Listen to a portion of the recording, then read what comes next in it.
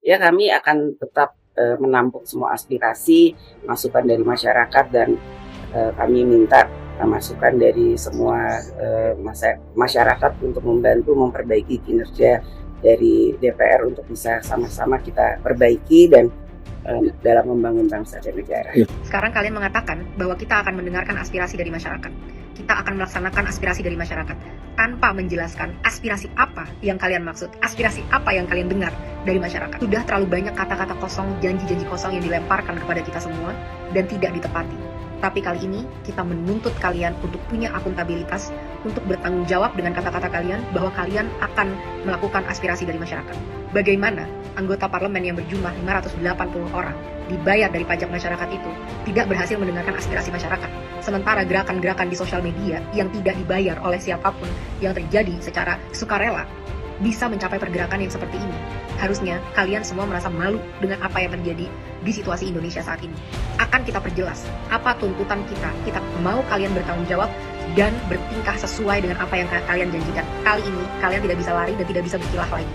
Karena aspirasinya sudah sangat jelas dari masyarakat. Pada sebelum 5 September pukul 23.59, ini adalah 12 hal yang kita tuntut dari kalian kalau memang kalian mau menunjukkan bahwa kalian masih berpihak kepada masyarakat.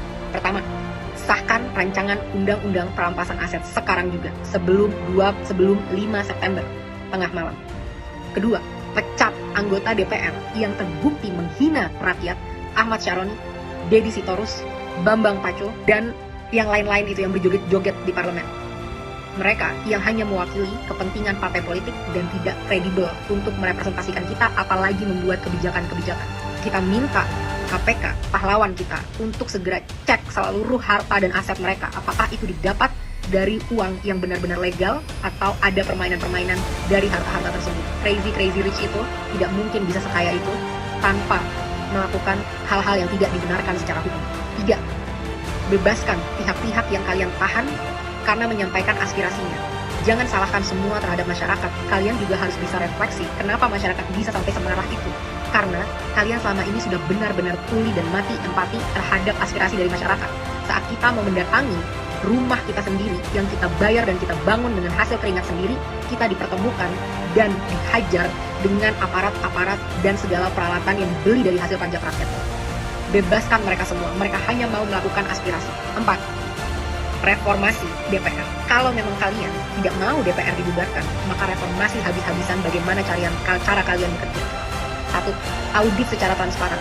Apa isi dari anggaran 9,6 triliun per tahun di tahun ini dan tahun depan? Apa itu? Setiap sennya kita mau tahu dengan jelas. Dan setelahnya, setelah 7 hari, kita mau kalian laporkan penyerapan anggarannya setidaknya setiap bulan kepada rakyat. Kita mau tahu apakah investasi kita itu benar-benar membuktikan dan memberikan kesejahteraan, atau ini semua hanya investasi bodong untuk kepentingan-kepentingan pihak-pihak tertentu. 2. Rampingkan segala anggaran. Tidak ada tunjangan-tunjangan ini, itu, tunjangan beras, dan lain sebagainya. Dan rampingkan jumlah anggota DPR. Bersihkan DPR dari pengkhianat-pengkhianat rakyat. Pengkhianat-pengkhianat bosnya sendiri. Potong semua anggaran yang tidak urgent untuk kesejahteraan masyarakat. Rapat-rapat, kunjungan kerja ke luar negeri, patwal, dan semua itu tidak ada hubungannya dengan kesejahteraan masyarakat. Hentikan budaya gila hormat, karena kalian semua adalah karyawan. Bertingkahlah seperti karyawan. Ketiga, tolak mantan napi korupsi sebagai anggota DPR ataupun anggota BUMN. Tidak ada lagi penghargaan terhadap pengkhianat bangsa yang merampok kekayaan rakyat. 4. Hapuskan semua perlakuan istimewa yang menciptakan kesenjangan antara rakyat dan parlemen, yang membuat parlemen mati empatinya dan tidak mampu membuat kebijakan yang berpihak kepada rakyat. Contohnya, bayar pajak tidak boleh lagi ditanggung oleh APBN, harus ditanggung oleh individu. Kita tidak mau lagi melihat ada pengawalan khusus terhadap anggota parlemen.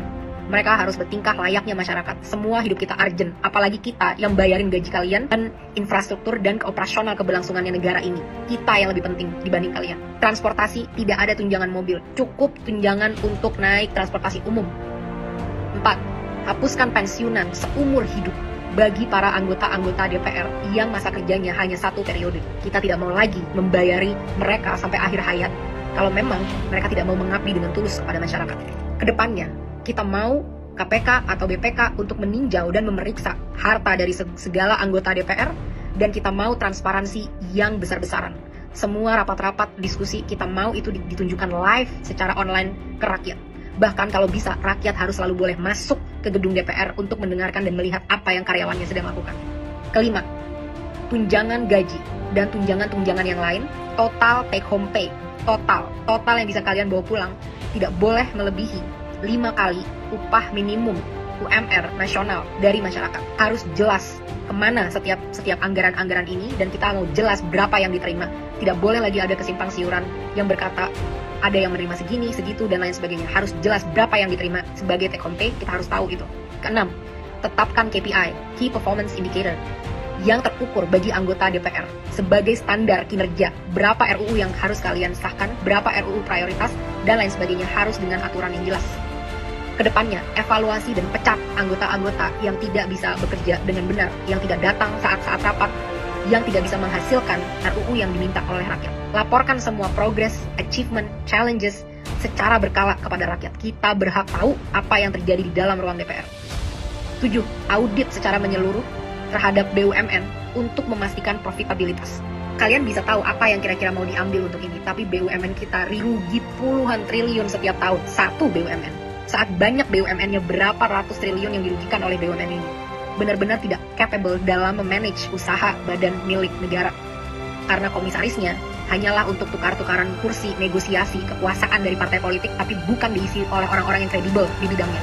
8. Batalkan rencana kenaikan pajak yang sudah sangat memberatkan masyarakat, termasuk rencana kenaikan BPJS kepada masyarakat. Berhenti mencekik dan memeras kita. Saatnya kalian bekerja. 9. Adili pembunuh pahlawan kita, Afan, seberat-beratnya. Aparat harus tahu konsekuensi apabila mereka menggunakan power di jalan yang salah.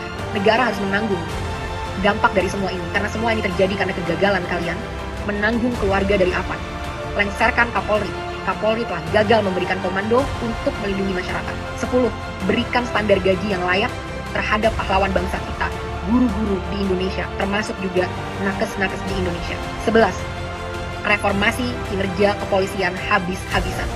Mereka harus profesional, berpihak dan berempati kepada rakyat, punya kemampuan emosi yang baik, sehingga tidak menyalahgunakan senjata sebesar itu yang mereka punya.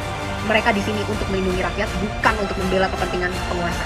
Saat kasus-kasus terjadi, banyak banget yang loyo, lama, dan lain sebagainya. Tapi saat itu tentang demonstrasi, betapa canggih alat-alat yang kalian punya. Betapa banyak amunisi yang kalian punya untuk ditembakkan kepada masyarakat yang membayar gaji mereka setiap hari. Reformasi ini semua. Aspirasi sudah sangat jelas. Kalian punya 7 hari untuk bisa mewujudkan ini kalau memang kalian pantas memegang kedaulatan rakyat. Kita akan buktikan bersama-sama apakah kalian mampu dan benar-benar capable dalam melakukan ini, atau benar apa yang memang kita inginkan untuk membubarkan DPR. DPR tidak harus bubar kalau kalian benar-benar bisa bertanggung jawab dengan kekuasaan kalian dan menampung aspirasi rakyat. Jangan sampai ada lagi darah-darah dari pahlawan-pahlawan demokrasi kita yang bercerceran di jalan. Jangan sampai ada lagi intimidasi untuk orang tidak bersuara di negaranya sendiri. Hentikan segala intrik-intrik politik yang menjijikan dan busuk ini. Mulai bekerja dari sekarang. Buktikan 7 hari dari sekarang, mampukah kalian bertanggung jawab, pantaskah kalian digaji dari duit masyarakat.